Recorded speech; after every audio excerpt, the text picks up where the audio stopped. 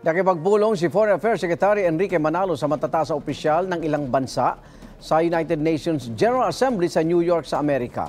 Sumentro ang mga pulong sa pagpapalakas ng relasyon ng Pilipinas sa mga bansa. Kabilang sa mga nakausap ni Manalo ay mga opisyal ng Lithuania, Austria, Slovenia, Serbia at Yemen. Nakiisa naman ang Pilipinas sa iba pang mga bansa na naniniwala sa otoridad ng United Nations Convention on the Law of the Sea at sa pagpapatupad ng mga solusyon sa ilang problema kabilang ang climate crisis. Igan, mauna ka sa mga balita. Mag-subscribe sa GMA Integrated News sa YouTube. Sa mga kapuso abroad, subaybayan nyo kami sa GMA Pinoy TV at sa www.gmanews.tv.